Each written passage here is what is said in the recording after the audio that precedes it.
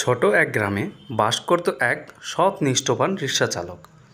সে প্রতিদিন এক এতিম ছেলেকে স্কুলে নিয়ে যেত, কিন্তু তার বিনিময়ে সে তার থেকে কোনো টাকাই নিত না।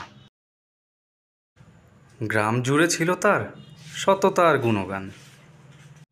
সে ছেলেটিকে নিয়ে তার গন্তব্যের দিকে ছুটে চলল।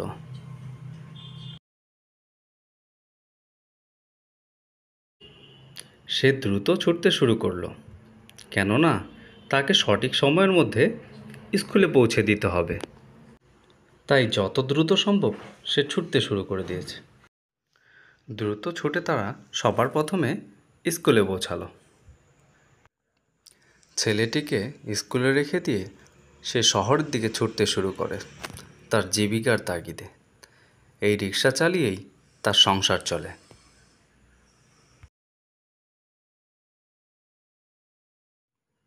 এই ব্যস্ত শহর তার কাছে খুব পছন্দ, কেননা সে এই শহর থেকেই উপার্জন করে, জীবন অতিবাহিত করে।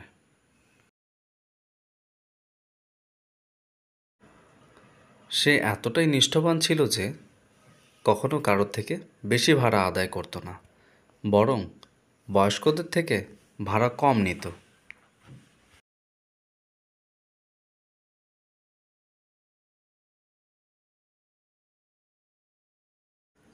সারাদিন কঠোর পরিশ্রমের পর সে সন্ধ্যার দিকে তার পরিবারের জন্য খাদ্য নিয়ে ছুটে চলেছে।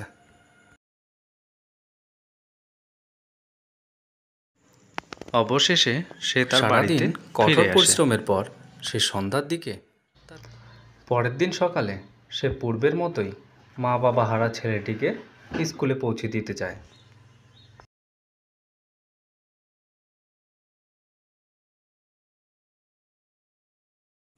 সে প্রতিদিনের ন্যায় শহরে রিক্সা চালাতে আসে। সেদিন সে শহরের সব থেকে ধনী ব্যক্তিকে নিয়ে যায় তার রিক্সায় করে।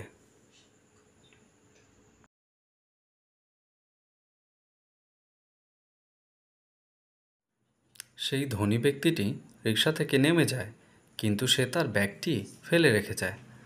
রিক্সা চালকটি ব্যাগটি দেখে তা লোকটিকে ফিরিয়ে দেওয়ার জন্য যেখানে লোকটিকে নামিয়েছিল ঠিক সেখানেই দাঁড়িয়ে থাকে। দীর্ঘ সময় পর ধনী ব্যক্তিটি ফিরে আসে। এসে দেখে যে সে তার ব্যাগটি নিয়ে দাঁড়িয়ে আছে। তা দেখে লোকটি ভীষণ খুশি হয়ে যায় এবং তাকে সে পুরস্কৃত করতে চায়, কিন্তু রিক্সা চালকটি তা নিতে চান না।